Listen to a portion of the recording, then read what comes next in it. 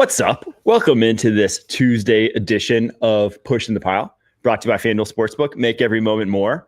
And a happy new year to all who celebrate. You specifically, Pete. Today you can say it. Yeah, I can say it. Tomorrow you can say it. And then expired. Tomorrow night. You're anti. It's expired. You don't like the February 1st? No, you see a guy. You see a guy at the combine. He says, "Happy New Year." Happy New Year, Pete. You're like, get out of my face. Like that was about a month and a half ago. We're past Valentine's Day on to Easter. Pete, New Year, new you. Okay. Yeah. Do you got any resolutions this year, Pete? What's that? You got any resolutions this year? No. Do you have any? Yeah, I can tell you. I'm going to stop biting my fingers. It's actually one of my big ones. I'm horrible about biting my fingers. So am I. And I am going to stop this year. Biting your fingers is like one of the all-time great pastimes for somebody with anxiety. I love it. Do you bite your nails or your skin? See, but I bite both, and mine are destroyed. Mine bleed. They always are. Look at mine. Mine are bad too. And so I'll be sitting on the couch or something, going like this. My wife will go. I go. I woke up a couple days ago and there was like blood on my pillow, and I was like, I'm bleeding from somewhere on my body, and I look at my nail bed and it was just like I do it in my sleep. But like you go like this, right? Oh yeah, I put it in my mouth. Yeah, it's the worst when I'm driving. I'm driving, I'm just like. So seriously, really quick, is there anything you guys are going to try to get into in the new year, 2025? What's your new adventure? I don't really have much, honestly, that I've said I'm going to get into. So you got one? I got myself a Christmas. We do Secret Santa at our house, so it's like simple, like one gift for everybody. And then I was like, I can get myself something. My wife's been taking tennis lessons, and she's really enjoying it. And I was kind of jealous when she'd get home from these tennis lessons, and she was so fired up about the progress she made. I was like, I think I want to get into tennis. And we love golf, and golf's a lot of fun. Mike's really good at golf. I've yet to play with Pete, but I did invite him last week, and he turned me down. At the last minute, and it was early. It's okay. It's okay. We're over that. By the way, 7:30 in the morning in Boca is like me getting up at 4:30 to get there. So I went and got a tennis racket. Okay. Bought a tennis racket. My wife got me some tennis shoes, and I've got a lesson this Thursday. And I went and rallied with my wife at the court last week, and it was awesome. And I didn't realize how similar the cardio is to football. It's like exert. But it's like bursts. It's like bursts of cardio with maybe 10 seconds of break, and then bursts of cardio, explosive, lateral, forward, backward. If the person you're playing with can hit it back. And she can. She returns everything because she's a freak athlete, but it's a lot of fun. I'm going to get good at tennis. I will be better in tennis than I am at golf by the beginning of summer. Were you ever a racquetball player? No, but I played a lot of ping pong at the house. So you have a close racquetball approximation. I was a baseball player. Ping pong to pickleball to tennis is like a spectrum. See, but ping pong is just standing, Yeah. Racquetball, it's all the angles and hitting it off the walls and playing like highlight. I'm outside with it. And then tennis, you'd be surprised at how much tennis is chopping. Oh, but I want to get good at serving. See, tennis is fun, but tennis you have to play against someone at your relative skill level, or else it ceases to be right. Fun. Like there's as soon as like someone's too worse or too much better than you, it's like awful. If the serve is zipping past you, you have no. It's not as fun. So my big fear is they're going to pair me with like a 75-year-old guy. Get good at. That's fun. Get good at tennis because the people that play racket sports have the most longevity, and they can play till they're 85. My and live till they're 100. My goal is, and I've done this before, is I've always gone to these high intensity training places, and since my doctor told me I've trimmed down, that I'm older and I got to get back doing the weights a little bit more because my bones and stuff, So I'm going back to high intensity training. I love that. Well, let's work out together. Mike's a physical specimen as well. And when I do it, I like do sand pits and push the thing and the sled and the whole deal. And that's a true Renaissance man. At 64 years old. You're impressive. I will see. For me, this is the second straight year. I'm just saying, I just need to get to scratch. That's my only. This guy can play some golf. Well, I mean, he practices every damn day. He should be good. Well, think about it though. You grew up playing golf. Yes. He should be good. Mm-hmm. Were you on the golf team No, I quit before high school to play. In between beef Wellington meals, did you go and practice? Did I go and what? Did you go have golf practice every day? No, not every day. But we would play a lot in summer. Just me and my brothers would go out, and it was like daycare. That's some wholesome shit, right there. You know what? I wish I wish I would have been playing golf as a kid. Yeah, we're jealous. That's great. We are. that. I'm envious of that. Yeah. Because I stink, and I wish, and I'm so frustrating because it's the most frustrating thing in the world. It should be the thing. It's the ball sitting there. It's not like hitting a baseball. The ball is sitting there. Yep. And you think about every damn thing. That's the frustrating part about the game. It is. So what'd you shoot the other day when you played? Yeah. We didn't even keep score, really. No, that's a violation for me. Dude, this was me and the boys. We were just out there. Yeah, that's a violation. Me and the boys, like when you got to keep score. I was probably plus 11.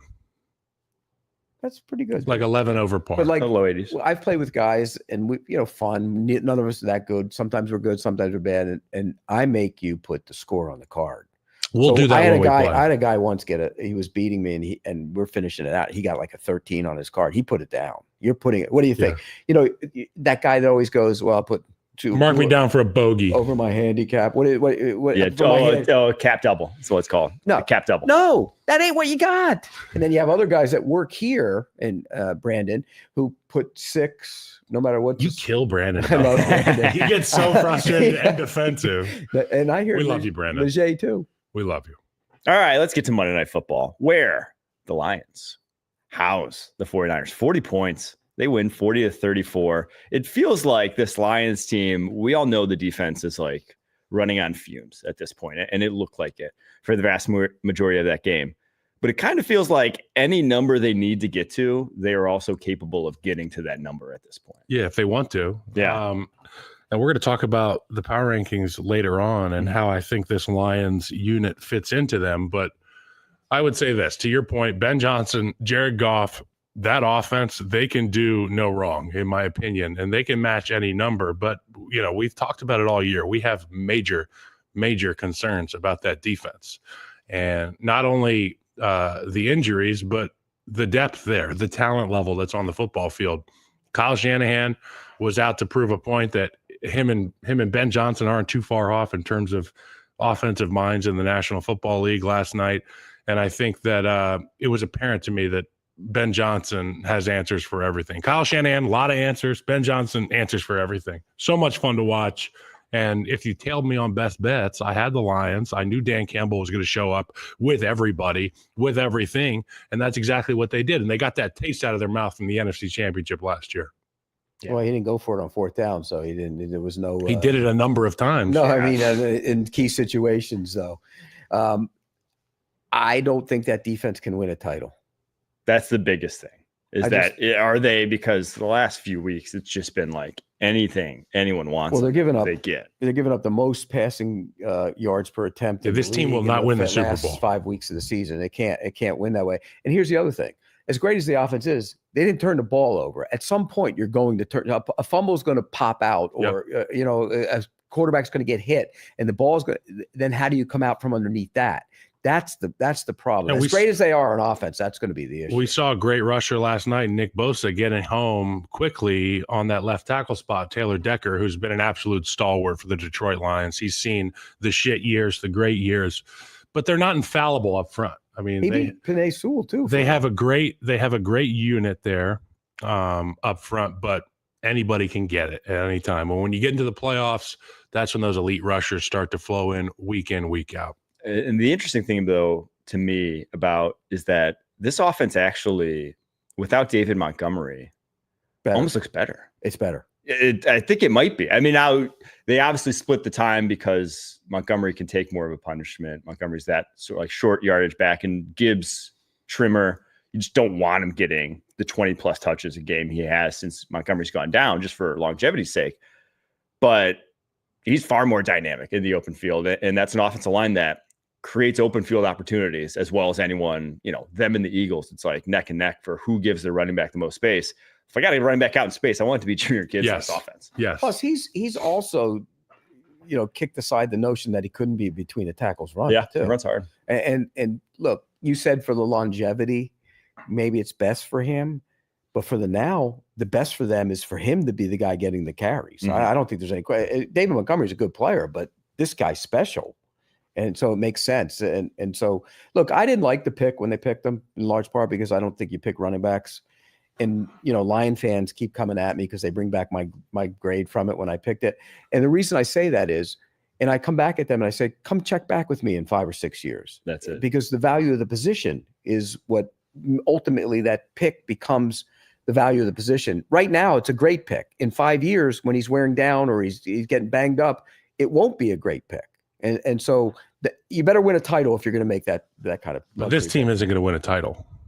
At some point, if they had their guys, they probably would win the title. But they don't have their guys. So I'm saying this underlined, italicized, I like it, bolded, is not going to win a title. That's not going to happen, in my opinion, because defenses win championships. I know offenses get you there and in large part keep you in football games, but it's that one stop you can make. It's the 2 stops in the fourth quarter that ended up being the difference in these football games. But if they have 2 home games, if they win this, and that's the biggest thing. This week 18 to me is if they can win it all, it depends purely on can they win week 18. What happens when Aaron Glenn and Ben Johnson vacate the premises and Dan Campbell is left there? Well, you're talking about you're saying they can't win a title this year. Can't win it this year because of the state of the health. Then when those guys leave after this year, you can't win it. Even if let me ask you, unless there's some guy drawing cards during scout team that has through osmosis has retained Ben Johnson's brain matter and been able to carry that over to next year when Ben Johnson is gone. And they've got a master motivator on defense who's taken all the notes in the world on Aaron Glenn's stuff.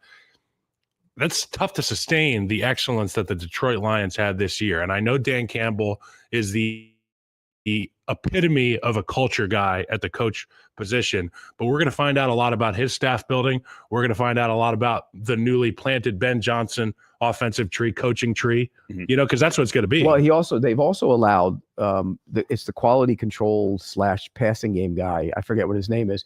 He's actually called plays. They allow him to do that in the preseason. That's Tanner Engstrand. That's exactly who it is. Yeah. And so he's been called. So they're preparing for that. And here's the other quote. You talk about Aaron Glenn's a great coach. I think Aaron Glenn's going to be the coach of the Saints or the Jets, one of them. He should be. And I think he's earned that right. I think he's going to do a great job.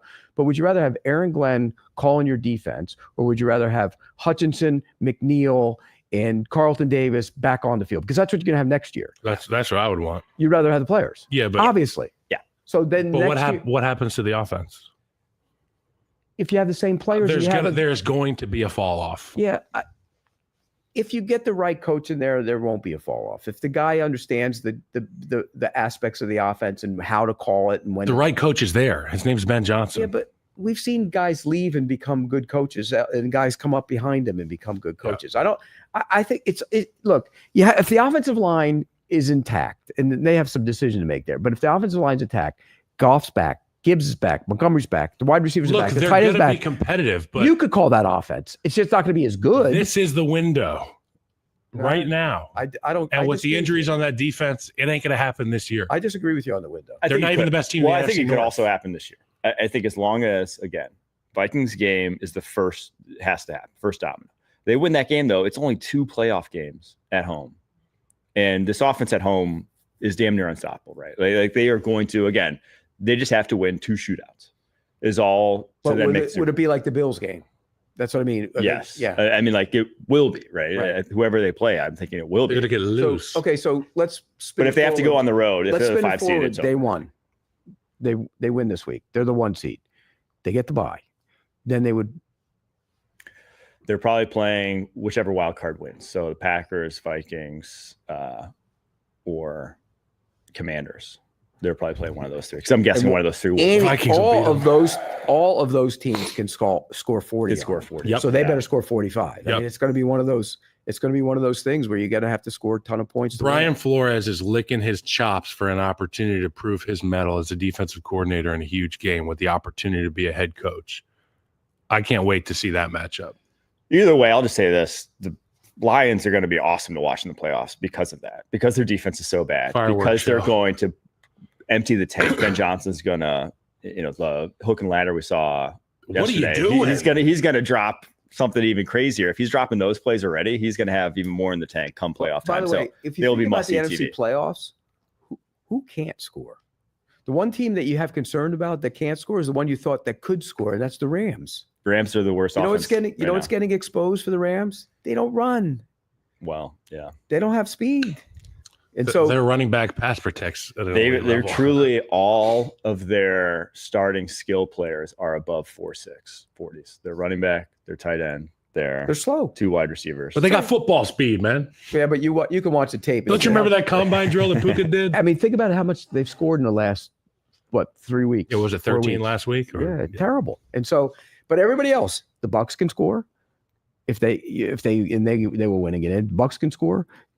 Commanders can score. Eagles, Vikings, Packers. They can all score. All right. We're going to take a quick break. After that, going to get to the power rankings and some of those teams we just touched on. Who's too high? Who's too low? Who's just right? Our Goldilocks segment. After that, we're going to have our debate segment, and then we're going to draft the best games of the 2024 NFL season at the end of the show. Right after this. It's a team almost too good to be true. You guys ain't ready for us. Kick your game day off right as the Tops team tackles all the biggest headlines around the league. Who's got 2 thumbs and loves this next segment? Sunday mornings on CBS Sports Network.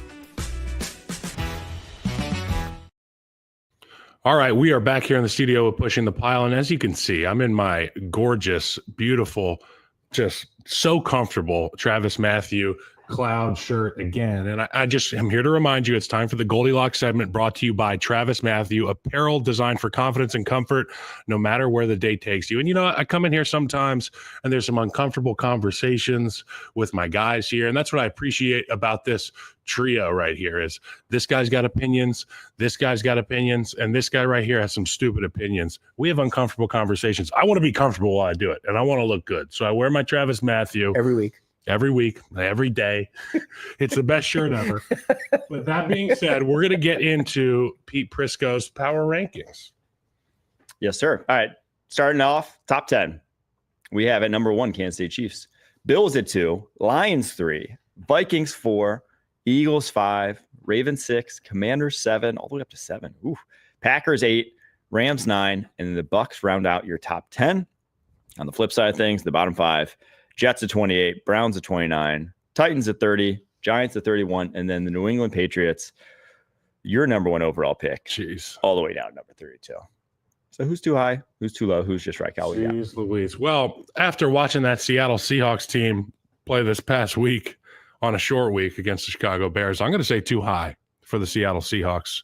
They are at number 16 now. It's been disappointing to watch this group who kind of swelled up a little bit towards the middle of the season in a good way, and they've really shrunk over the last few weeks, last month and a half of football. Mike McDonald's defense was great. We saw the emergence of a true number 1 in Jackson Smith and Jigba, and then we watched this group take an absolute shit against the Chicago Bears in a win, 6-3.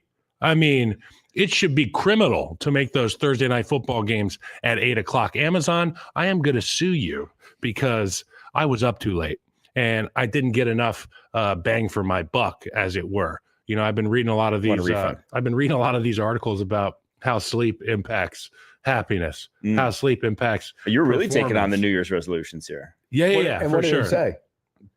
It says I should sue Amazon. You should have gone to bed. The Chicago Bears hosting the Seattle Seahawks at 8 p.m. on a school night. So the McCaskey family. Sleep is good for happiness? Sleep is good for happiness. That's why, I guess that's my problem because I don't sleep. You're a nasty man.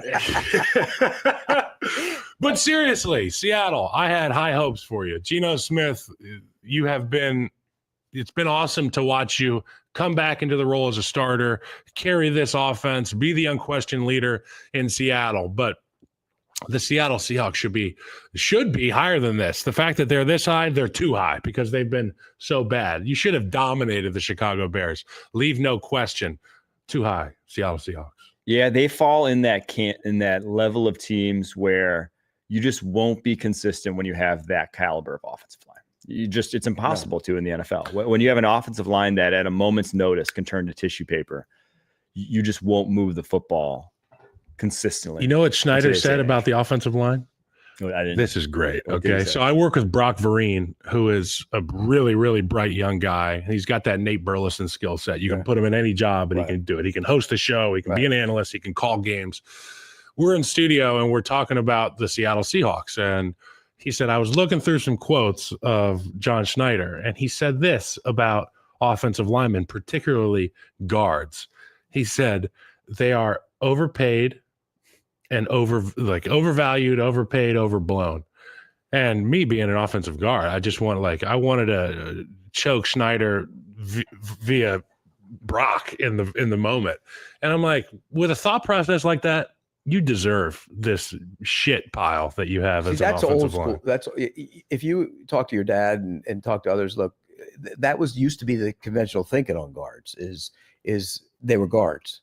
And tell that to Joe Tooney, who has saved the season for the Kansas City Chiefs. The value is there. Tell that to Marshall Yanda, who will walk into Canton as the first ballot Hall of Famer who filled in as an offensive tackle. Tell that to any number of offensive guards who have stepped out there at the tackle position and just gotten brolic out there. Well, it's not as bad as Tom Cable, their former O-line coach. He was quoted as saying... Who literally choked a guy on the sideline. Yeah. He was quoted as saying pass protection's on the quarterback.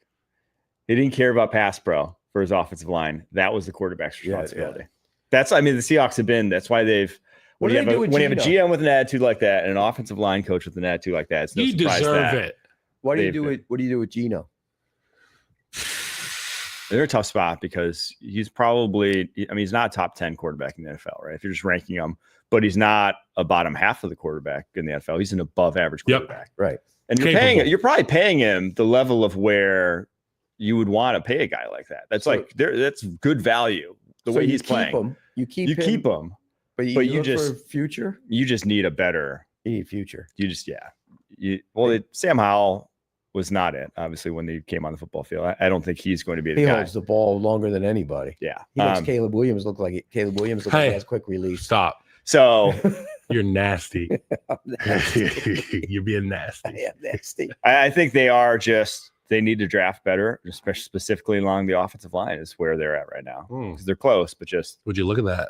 But he had, this roster was built by drafting better of late. So Schneider's kind of close to one of those heaters he goes on every once in a while. I'm always drafting big guys on both sides. Bigger. He likes them big. They're tough. You want to be tough. Look at the teams that are good. They're all tough and nasty. Yeah. I was listening to that tackle from LSU talk this morning. God, I love him. He might be a guard. I don't care. I put him somewhere in that front five. Love that guy. You think he's a guard or a tackle? I think he can play tackle. Yeah, but I think he could be all-world guard, though. Yeah, he could be. All right, my team that's ranked too high. I'm going to go with another NFC West team, the Rams, just because of what we talked about. They're the worst offense in the NFC right now, in the NFC playoff picture. It's odd to say. We thought it was going to turn around. First game with everyone back, they beat the Vikings, and we're like, okay, this team, it's back. They've averaged 22.8 points per game with that everyone being back roster. And the last 3 games, they haven't even scored 20 points. I don't know. The defense has surpassed expectations, but the offense has not met them. And to your point, they don't have the speed. It's difficult when you don't have true vertical threats. You can throw Tutu Atwell out there all you want. He's just, people know what he is. It's a one-trick pony. Their main core to everyone, the running back to the wide receivers, they are just slow. And today's NFL, there's only so much you can do when you are that athletically limited. And we'll throw out the 49ers game because of the weather. Remember, that was raining for it. But they just, if you watch them, it's nobody scared of anybody going by you. Yeah. And when you can play defense, not being scared of anybody going by you, it really limits what you can do. And I think that's going to show up. And Cooper Kupp's he's mid-30s. He looks. He'll be an OC in 2 years. And then he'll be a head coach by 40. You think he's done? Not done, but it ain't Cooper Kupp. It's like Adam Thielen. Adam Thielen wasn't done when he went to Carolina, but he wasn't Adam Thielen. Right. All right, who's too low? Too low. No disrespect to the number 1 team on Pete Prisco's power rankings. I'm not saying this should replace the number 1 team, but the Minnesota Vikings are too low. This is a complete football team. This has been a masterclass on both sides of the ball at the coordinator spots, the head coach. So number 4, you think number they should 4? Be higher? I think they should skip the Lions. Okay. Because you know what the Vikings Find have? out this week. A defense. They do. And this is kind of giving you a tip as to where I'm going to go with my pick this week. But the Minnesota Vikings are a house. And we've questioned them every single week on both sides of the ball. B-Flow and that defense. We said that I thought they couldn't stop the Green Bay run game. they dominated Green Bay. And granted, there were a lot of injuries for the Green Bay Packers, and I'll let you whine about that one a little bit later, but this Minnesota Vikings team is unbelievable. We've waited for the shoe to drop all season for Sam Darnold, and what has he done? He's only gotten better. And I think about another guy in that building by the name of Josh McCown, who should be on some lists for head coaching jobs, in my opinion. Culture guy, brilliant, obviously gotten the most out of Sam Darnold. But this team presents so many issues to opposing teams, whether it's matchup nightmares on the offensive side of the ball or getting your offensive line to be on their P's and Q's, play in, play out. The defense frustrates people. The offense has mismatches across the entire board. The quarterback has been fantastic and has played his way into the large conversation about MVP, in my opinion. Sam Darnold should be at least mentioned on some of these graphics for MVP. This is what a championship football team looks like. And do you worry about their offensive line at all? Because it's not dominant like some of the other ones. It's not dominant, but you've got immediate winners across the board for the Minnesota Vikings at the skill positions. You've got a running back who's experienced. He's seen it all, run and pass. Yeah. And now you've got a quarterback who is a vet at this point, and he's savvy. They have great game plans. Kevin O'Connell doesn't get nearly the credit as he should. He should probably be in I think Andy Reid should win it, but he should be in the top of the list there with Andy Reid for Coach of the Year. I think O'Connell will win it. He'll probably win it because there's voter fatigue on Andy Reid. Well, not just that.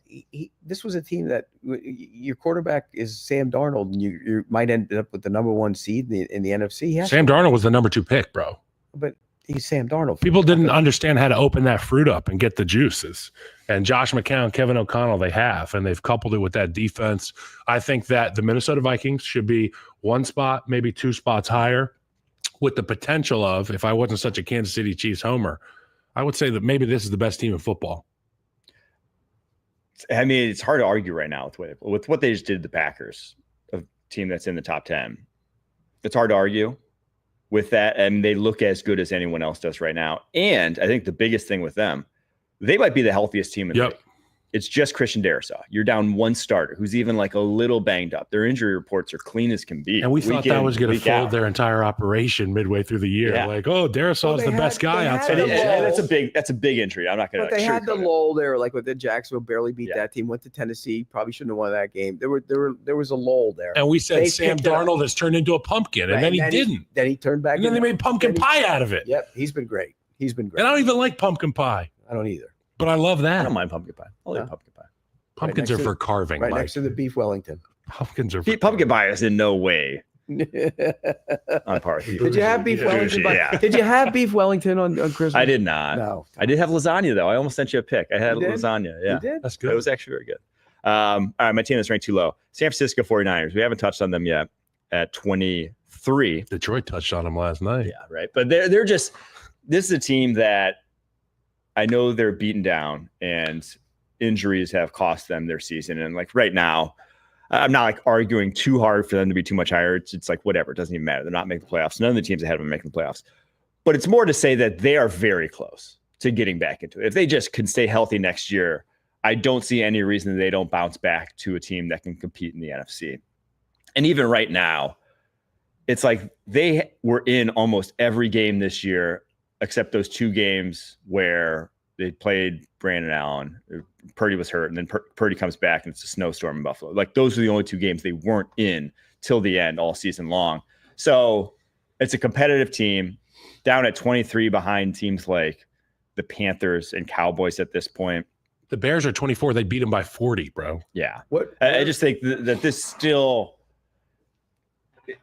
it's a team that if they were 9-7 right now, no one would have batted an eye. There's a bunch of games that they just coughed up, especially early on in the season. The Rams game, the Cardinals game. I like would agree. I thought they would win last night. I was wrong about that. But because of just some pride and everything else, the veterans being around.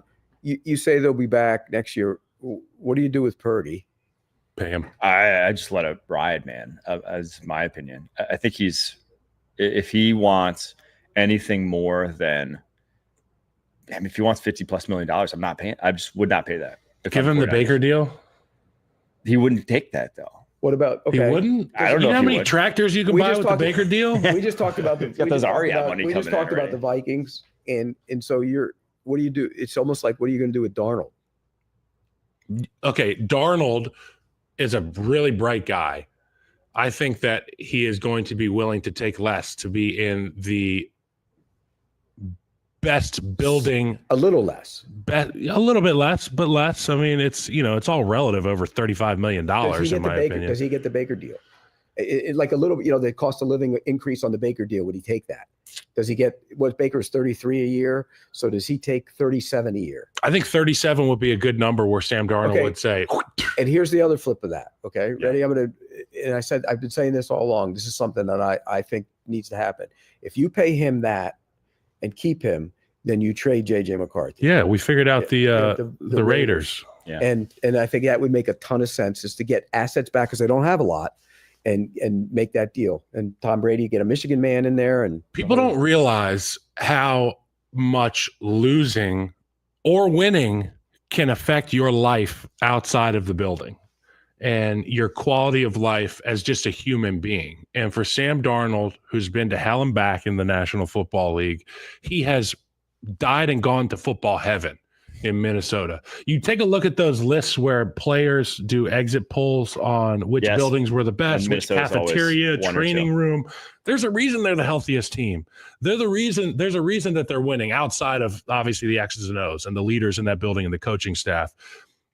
People enjoy themselves in the Minnesota Vikings. Have you ever been to their facility? It is fantastic. It's the best facility. That and that. I mean, the Cowboys have a great one, but that facility is fantastic. Yep.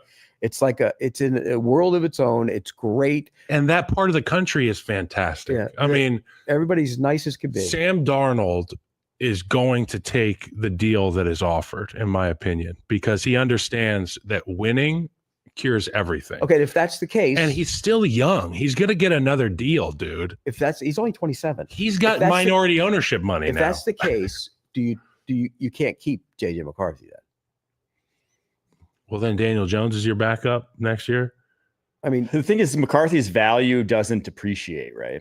So if you keep him one more year, it almost like his value increases in that if he looks good in preseason and he's the backup, then it's like, okay, he's looked good for 2 straight preseasons. Or like, you're getting probably like 2 or 3 first back for him. I don't really put much stock in the preseason, how they look. Yeah, but like NFL teams, they're again at the quarterback position, their evaluation doesn't degrade over time. But if someone's saying a backup at a different position would. But if you're the Raiders and you need to go from they're 6 or whatever to go get to 2, you're probably going to give up a lot more than you would to go get JJ McCarthy. Yep. So it makes sense. We're in agreement there. Yeah, that makes sense. And if you're the Vikings, I think there's no way you let Sam Darnold leave after this year, unless. Did you see the way they showered that guy with water bottles in the locker room? That's a leader. That's a quarterback. That's a team that bought in way before we did. What if he goes 9-25 for 103 yards and 3 picks against the Lions, and then goes into the postseason and does the same thing? Then what do you do? Well, then it won't happen. But what if it did? Lamar Jackson then? Oh. Wow. Yeah, or Kirk Cousins. What is it? What's the tag they put on Lamar? The exchange tag or whatever? I don't know. That's your neck of the woods, dude. I'm so bad with upstairs shit. If I played Lamar Jackson and Kirk Cousins and those guys, every single time I come to the line of scrimmage, I go, playoff game, guys. It's playoff. It's funny, that Lamar Jackson conversation. I got to meet Gary Vaynerchuk a while back. Gary V, who's like fantastic. He's awesome. One of the biggest Jets fans, if not the biggest Jets fan. And I remember when the quarterback conversation was up there in New York, I was like, you guys should get Rodgers. You guys should get Rodgers. He was like, I do not want Aaron Rodgers. I want Lamar Jackson. Yeah. And now he looks like he would have been a smart investor there. That would Shout out to Gary. Smarter investment than what they did. All right. Who's ranked just right for you? Just right for me. And I've talked about this team a lot this year. I've said they were too low, and I've said they were just right on numerous occasions. The Tampa Bay Buccaneers. This team is peaking at the right time, and they are getting healthy relative to where they were at the right time. And Baker Mayfield is playing incredibly well. Liam Cohen is in that conversation of smartest football minds, offensive football minds in the NFL. And I think that this is a team that nobody wants to play. People are talking about the Cincinnati Bengals being the guy you don't want to show up to the party because he'll steal your girl. watch out for Baker Mayfield and this Tampa Bay Bucs team, because they're going to get a win this week. They're going to be into the playoffs, and they're going to beat somebody in the playoffs, at least one person. So I think just right. I think they're at 10. That's just right. And that's where they want to be. They want to be a little bit doubted, but involved in the party. And they need to get Winfield back. They've had problems in coverage at times back there. Now Dean's banged up a little bit now too, just getting guys back. I'm with you. I love this team. I loved them before the season. I thought they would win the division, and they are dangerous the way they're playing. McMillan, by the way, the best Washington rookie wide receiver. Oh, yeah. Now, Rome's still been better, in my opinion, but McMillan's very good. He hadn't played all year, though. He looks very good. McMillan had played all year. McMillan makes plays. Yeah, he does. McMillan's good. Rome's open a lot. McMillan makes plays. Yeah. Let's put it that way. All right, my team that's ranked just right, and I agree with Tampa Bay Bucs. It's New England Patriots at 32. Mm-hmm. I cannot, just week in, week out, going and watching Drake May tape, I cannot understate how bad this offense is from a talent perspective. This roster would not be able to translate a single starter onto numerous teams across the NFL. Like if you just gave all New England's offense talent to another team, there would not be a single player. I think Pop Douglas would be a good slot receiver on a lot of teams. That would play for a lot of teams. Yeah, I do. He's probably he might be, but even that's like your third wide receiver. The guard would be Onwenu. He would play on a lot. Their tight end would play in Chicago. No, but that's two. But your point is, but like they would not start over the Eagles guards right now or the Eagles receivers.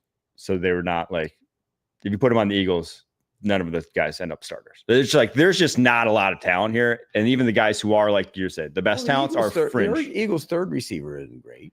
Well, they used 3 wide receivers. Yeah, but he wouldn't start over Devontae and AJ. No. So it's not good. And it's hard to, again, understate how not good it is. They need an entire new roster on the offensive side of the football. And defense has some talent, but it's poorly coached week in and week out, in my opinion. So that's where they're at. They are, in my opinion, I don't think they're making a change. Has he learned how to do the coaching thing throughout the course of the season, or has it been the same? More of the same, more of the same. In addition to not being able to lead that group, the way that he talks, the promises he makes, Ramondre Stevenson's not going to start. He starts. We're soft. We're this. We're that. We've won. We used to win Super Bowls with, this train of, it ain't the same team. Yeah. No. It's not this. It's not your mom and dad's New England Patriots.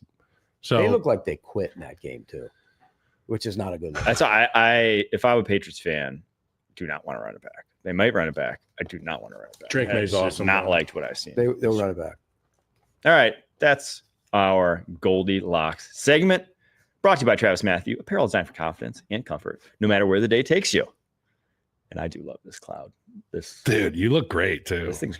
I look like I'm. Someone asked me if I was the Carolina Tar Heels basketball You look team. like you're going golfing. I do. This is the full golf fit. Yeah. See, I was looking at it and thinking you could coach college basketball. You'd be on the sideline with that thing looking comfortable, no sweat stains. A lot of these coaches, they're out there looking sweaty and disgusting. You know what I'm talking about.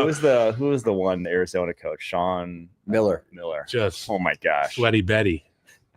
He's soaked. Those are unbelievable. Bobby Hurley too at ASU. He's soaked all the time. Soaked. All right, we take a quick break after that. Going to get to our debate segment. Welcome to JJ's. I'll have wait, there's no way I can get a burger? No chance. But you can have the NFL on CBS streams live on Paramount Plus. Oh, hang on. There's a toy. Sorry for that. I don't like that at all. Next week, we'll be going Pete's week 1 power rankings compared to his week 18 power rankings to see where he messed up.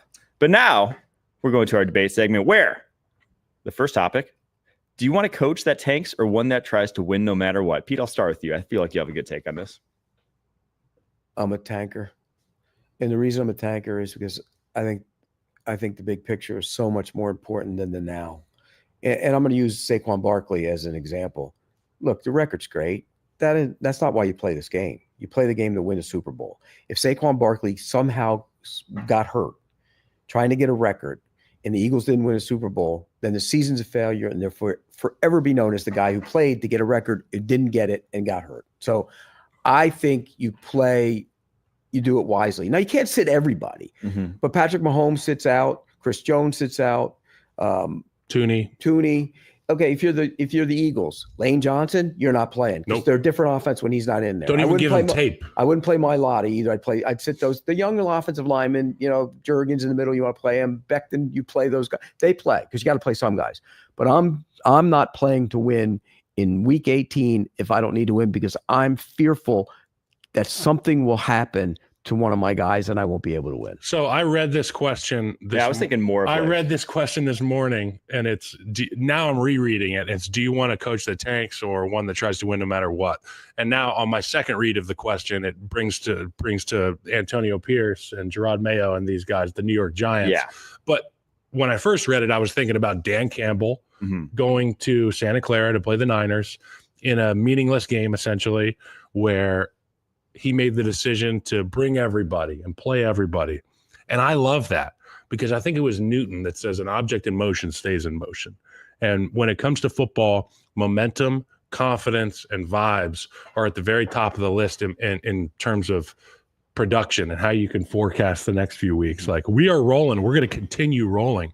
Kansas City Chiefs are in a different spot because they have so much experience in the playoffs, in the Super Bowl. Andy Reid's group, the core is still there. They know what it takes. Plus, so they've played a lot of football. But Dan Campbell and the Detroit Lions sticking to their guns last night, I loved it. What if Gibbs had taken a pitch and gone wide and got hurt? St. Brown was limping a little bit, but I still love it. Jamison Williams went over the wall after the touchdown and nearly slipped on the concrete. I don't like it. I think you got to be smarter.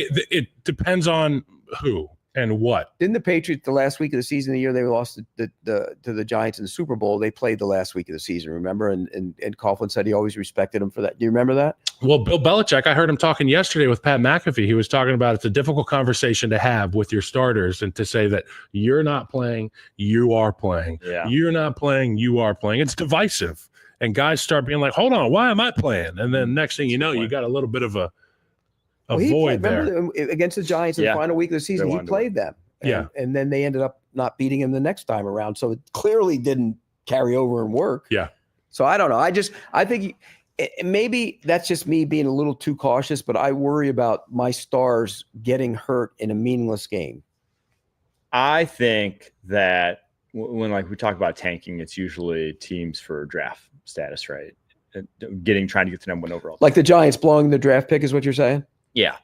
And to me, I want a front office that tanks and a coaching staff that tries to win every game. Exactly. I want a front office that's not going to make short-term moves like go sign Drew Lock, right? Or go sign free agents and nullify my compensatory picks I just lost from Saquon Barkley to try to cobble together a 7 and 9, 10 roster, right? I don't want, if I know it's going to be a bad year, I don't want to fight for 8 wins by signing free agents or making moves to get me to 8 wins. I want it to stink. If it's going to be a bad year, I want that year to stink. And I want it to be all the young guys I just drafted getting their opportunities as much as possible and playing football, knowing what you have on your roster.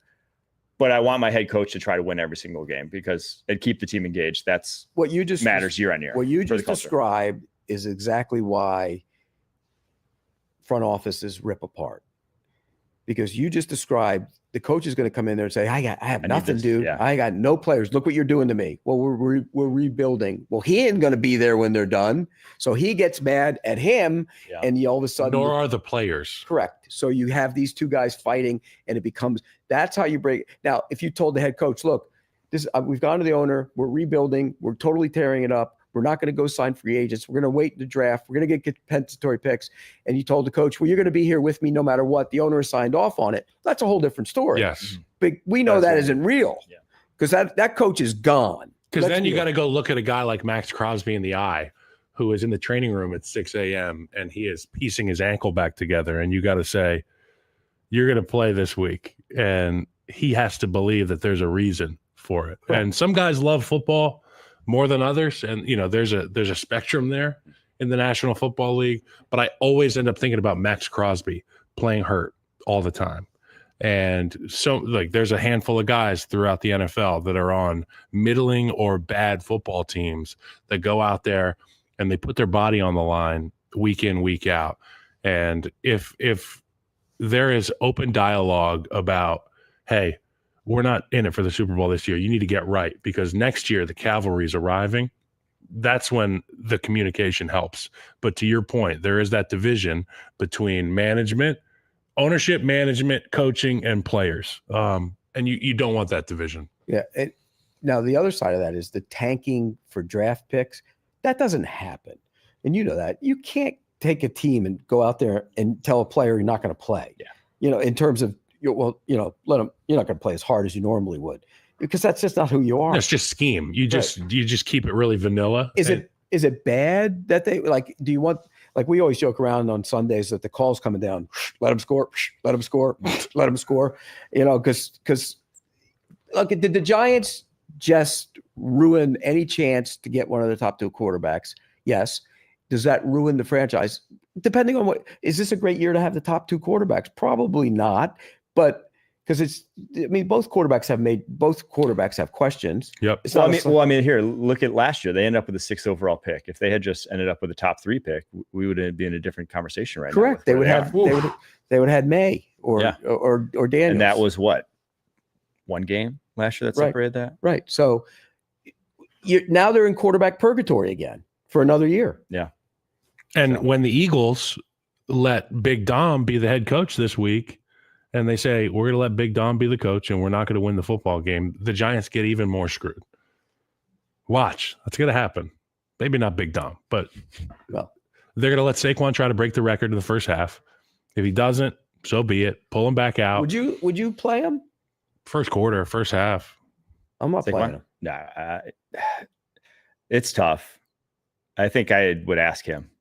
Oh, it's 100% ask Saquon, because Saquon. And if he says he wants to play, I would probably give him 5 carries in the first quarter. And if he broke off what a hat and t-shirt game was, maybe let him go for it. Okay, but if is Lane Johnson and Mailata playing? That's the tough thing. It's like, does he have the offensive line in front of him? So you're subjecting him to more I'm not playing pain than would have otherwise for been a record. For a record, it doesn't. It's a big deal. Okay, next topic is, speaking of Saquon Barkley's season, the best ever by a running back, and if not, which is? If you look, people want to point to carries now because he has fewer carries. I mean, than what Dickerson had in the 16-game season. You look at OJ when he had his 14-game season and did it. The game is different now, and back in the day, they lined up to run it, and everybody knew they were running Everybody in the stadium. They knew they were running it. Yeah. OJ is taking a pitch, and everybody knows he's running it. Yep. It ain't the way the game is played anymore. So I still go back to OJ's season because they knew he was running it, and he ran it. Couldn't stop him. I mean, that's the most amazing. Now, Barkley runs. It's all spread out. Yep. He gets how many yards does he average before he gets touched? 4.2. A lot, especially with that line. I think it was. I saw that stat one time. It was 4.2 or something at one point. He averages before he gets touched, and so I'm not going to say it's a great season. I still go back to when OJ did it because OJ did it in a 14-game season when everybody knew he was running the football. After 8 weeks of 2-a-day training camp, fully padded, short yardage, goal line. I mean, these guys. Now, he had a great offensive line. But these guys beat the hell out of each other back in the day from, June to September. And then the season started. The game was played in a phone booth. Yep. It was all physical phone booth football. It's tough to answer this question. I will say that in this era, it's incredibly impressive. What they did in their eras was incredibly impressive. But you can't compare the two because, as you're alluding to, it's different. The game is different now with the offensive schemes, and I just couple that with that offensive line, and it's tough to argue that it's the greatest ever, but it is great. So there have been 7 2,000-yard seasons in my memory. I was just dating back to Barry Sanders 97, CJ2K, Terrell Davis 98, CJ2K 2009, Jamal Lewis 2003, Adrian Peterson 2012. Derrick Henry 2020 and now Saquon 2024. I think either this one or Terrell Davis's were the least impressive, in my opinion, that I've seen of those. Not to really hate on it, but Adrian Peterson's was out of this world. That one to me is the best one that I've seen in modern. Now maybe Barry Sanders was also. I was probably too young to really appreciate it, but Adrian Peterson, what he did in 2012 wipes the floor, in my opinion, with what Saquon did. He had Christian freaking Ponder at quarterback that year. And it was just the Minnesota Vikings running game. He carried them to the playoffs. There's a reason he won an MVP that year. What did he average that year per carry? He was a freak. 2,097 yards. He was only 8 yards short of the record. He averaged give me carries and yards. I'll do it. 6 yards per attempt. 6 per attempt. I mean, think about that. And if you, I don't remember what OJ averaged per carry, but I don't think it was. Because it was more of a grinding team back then. You could look and see what OJ averaged, because OJ was a track guy. People forget that. He was 225 pounds. He was a track guy. I mean, he was in his. You talk about offensive line. He ran like a Bronco, dude. 6 yards per carry for him too. Yeah, they had a Hall of Fame guard and two really good guards at center. The line was good. It was called the Electric Company. That was the name of it. Really? Yeah. Dude, this is before I was a twinkle your dad in my parents' eye. Your dad will remember him. The Electric Company. All right, next topic. Do Rex Ryan or Ron Rivera really have a shot at the Jets head coaching job? Pete? The process to me is as messed up as it could get. And look, our work colleague, Rick Spielman, is involved in the process. He's one of the consultants, but he's also working with Mike Tannenbaum, who's one of the consultants making the decision. Who was fired by the Jets. He was fired by them. And now you're going to interview a coach who was fired by them. What are we doing? It's great. It's like hiring your ex-wife to find your new wife. It's crazy. Doesn't make any sense. It makes no sense. And I think the whole process is crazy and messed up. And I think they're just giving them the interviews just because these guys can be interviewed now, right? Mm-hmm. So if I'm doing interviews, this is what I'm doing. I've always wanted, if I'm doing interviews, I'm going to bring in as many guys as I can, and I'm going to pick their brains for hours and hours on end, writing down everything I can.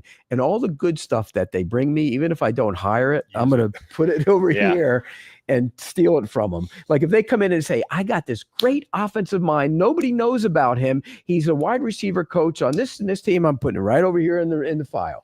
And I'm going to take everything I can and use it. But I can't hire. You can't hire. I do think. I do think I would cast a wide net as well. If I'm looking for a head coach, I would not kick the tires in anywhere, just because why not? You have the time at this point, and you can talk to them now. Yeah, you can talk to them. So why not? But I don't think these guys have a shot. No, I just would be. I don't either. They just. But Rex Ryan maybe. Rex Ryan maybe. There's something about me that really likes the thought of Rex Ryan back in that black hat on the sideline with those big white teeth. There's something there. Got it. All right, last one here. Could the successful QB retread, so Darnold, Mayfield, Geno, have hit on their first teams, or was it necessary for them to change spots? Okay, let's take Baker out of that, because he was good with the Browns, and he got hurt. We talked about this yesterday. And he got hurt. Remember, he hurt his shoulder. He played through it. Baker doesn't belong in that conversation at all. They gave up on him. They gave up. Well, they gave up on him in large part because the owner wanted Deshaun Watson. Yeah. Otherwise, they wouldn't have given up on him. He'd still be the Browns quarterback. And so they did. He goes out of that equation. He's not in it. Geno and Darnold, if they were in a better situation, would they have been better? We don't know what they were like as early. Yep. Now, Adam Gase always swore that Sam Darnold would go somewhere and be a good player. He thought he had the talent. It didn't work for him there, but he thought he had the talent. And so, but guys grow up. Was Geno as mature and working? Was Darnold as mature and working the way they were when they were kids? We don't know that. And nobody's a finished product when they come into the National Football League. So I think it's important to understand that I think that situation determines success even more so than talent. For example, I'm on X, the app, and I'm on Bears X, and people are like, Jaden Daniels would take us to the playoffs this year. We picked the wrong guy. And in defense of Caleb Williams, I would say that you're just flat out wrong in that take, because that's just not true. And you hit the lottery or you hit the streets when you get drafted by some of these teams. And for guys like Sam Darnold and Geno Smith, they were dead on arrival. And it takes getting a fresh perspective, a new building, a new roster, a new coach to have success. Just this past weekend, I'm looking at pictures of Baker Mayfield and Sam Darnold competing in Carolina for the starting quarterback job. I mean, it's laughable. It's laughable. Some places are toxic. Some buildings require something more than a pastor. They need an exorcist. And if you happen to be a quarterback that ends up in one of those buildings that requires an exorcist, I feel bad for you. And I just hope that you do get an opportunity to go somewhere else. To me, it's more about the personality with the bad situation, right? If you are going to let yourself succumb to it, and a lot of young guys, I mean, they will, right? Your mindset isn't fully developed and you're not fully mature enough to really say, you know, things are going terribly, but I need to handle my business. I need to still like put in enough work. I need to do what I need to do to overcome this.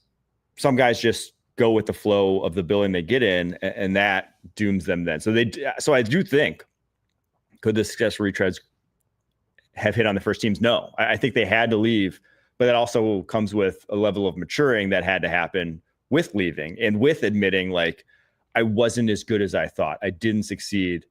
Kind of like, Jaden Daniels already went through it in college at Arizona State before going to LSU. Like, he already had his, they didn't want me sort of moment. I wasn't good enough here to transform the program I wanted to. And he already got over that mental hurdle. And now you're seeing the fruits of that. I think that's a real thing, especially at a quarterback position that is so confidence-based, is so mental-based, that no, I don't think these guys could have succeeded at their first spot just because of where they were and what the culture of those buildings were. And I think personality has something to do with that. Yeah, I really do. I think when you walk into a building and you act like you own the damn thing from a confident standpoint, it filters through. And for example, I don't know Sam Darnold very well, and I don't know Baker Mayfield well, but my interactions with him, where Baker walks in and he's the dude. Sam Darnold had to become the dude. Yeah.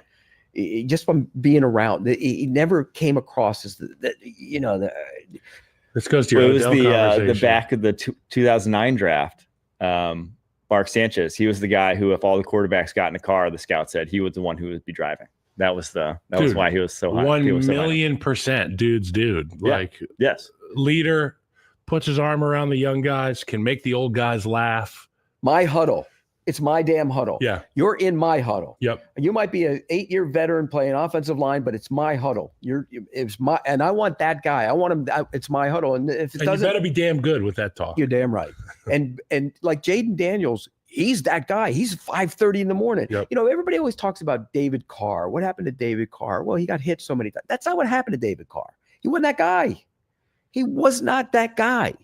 You got to be the first guy in and the last guy out. You got to live it, love it, and breathe it, and walk in like I own this. And guys place. in the building know immediately. You know, that's why everybody, and you'll probably agree with me on this. Everybody's talking about, well, is he a good leader? Is he a good leader? You know who guys follow? Guys who are damn good. Yep. You follow play. If a guy stinks, you're not following him. Yep. It's like I texted my boy Nick Allegretti. Shout out to Nick Allegretti. Fantastic game. Paisan, the ultimate Paisan. Yeah, by the way. Paisan. Their center Biotish goes down, and they did a great job in the booth talking about how Nick Allegretti is now making the line calls, making mic calls, making adjustments. That's what a leader does. So I text the leader in that room, Nick Allegretti. This is like week 3. I'm like, what do you think about your guy? And he's like, and this is a dude who protected Patrick Mahomes and was around arguably one of the GOATs. And Nick said, this kid is special. And when you can make anybody in the building say something like that, particularly an offensive lineman who is with a Patrick Mahomes, it speaks volumes. And it was clear to me that Jaden was less talk, more action, and they've gotten the most out of him. But I think that, and by the way, even if you put draft the wrong guy. Even if you put Jaden, here's what I told Mike yesterday. The Bears didn't draft the wrong guy. The Commanders drafted the right guy. No, the Bears drafted the wrong guy. No. That's if Jaden Daniels was in Chicago, there would still be riots in the street. I disagree. That gets us That's why one more topic. Last topic. Which QB, second-year rookie, are you building a franchise around? Which of the QBs in the last 2 draft classes are you starting a franchise with right now, if you could pick any? CJ Stroud. Jaden Daniels. Man, this is tough. I think either Jaden or Drake May. I pick them. I'll take either. I'll take CJ Stroud because I'll remain Swiss on this topic. This is way too. You can't pick one. What I wrote in our Google Doc is this question is unfair. You can't. Why can't? Because of Caleb Williams. It's just, you know what? It's too. It'll early. get aggregated. It's too early to tell. He'll get aggregated. That's why people in Chicago radio will pull the clip. I tried to aggregate him last week. Did I aggregate you when you said that they quit? You aggravated me. You said they quit. They did. They did. They have. All right, last block here. Drake May or Jaden Daniels. I had Stroud's year too is just head scratching. That means he's got to bounce back up. Yeah, I'm worried about it. It was just such a weird year too. I've seen it from CJ Stroud. And I like Drake May probably more than most did going into the draft, but I love Jaden Daniels. And I think that's I love Jaden Daniels. The guy needs to eat a couple bacon cheeseburgers. That's like my biggest thing is that I saw him get folded up like a lawn chair in that football game. And granted, he's so young and flexible, he was able to get out of it unscathed. But you see the way that training staff runs over to him like, Jaden, come here. And his play style is not. He ain't Lamar in the open field. I mean, you saw him at the goal line. He took a shot. He took just a shot to the ribs. It's like, dude, you got. I know it's the situation, but he is so damn good, though. Oh yeah, and fun to watch. He's going to be great.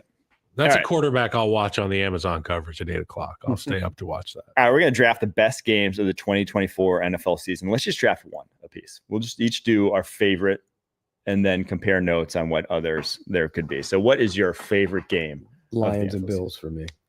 The 48-44, 48-42. Yeah, I love track meets. Shootout, and it was the MVP moment for Josh Allen, I think. I didn't like the onside kick with 12 minutes to go, but that's a fireable offense. But I that game to me was fantastic. So that was great.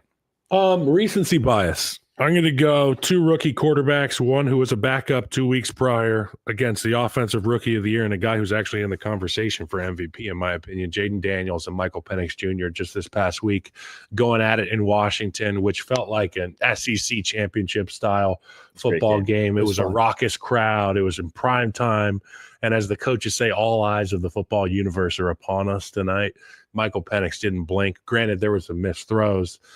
Some miscommunications on the back end. But if this is any indication of where we're going as an NFL with the quarterback play that's coming about right now, these young guys who are just unfazed by the moment, that's the one. Jaden Daniels against Michael Penix Jr., Falcons Commanders. Yeah, and if you're the Falcons, you lost a chance probably to win the division.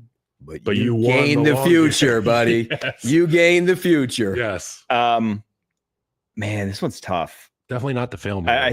I was going to say, don't say just it. From like a pure me as a Packers fan perspective, there's really no debate on which one is the best game of the season. But I think more realistically, like a back and forth, Baltimore, Cincinnati, the first time was insane. Missed field goal. The pick at the end that Burrow threw, the missed field goal, back to back Tucker Ravens fumbling in Cincy territory, then Cincy missing a field goal. That game had everything. Cincy's the winner if we're talking about just who's had the most best Cincinnati games. Denver could have won this Denver award. Was insane. He had 3 game-winning drives. Both Baltimore Ravens games were insane. The first Washington game was insane. No punt game. Not the first Washington game. The only time they play Washington. But Cincy has had some outrageous ones. And then Cincy KC.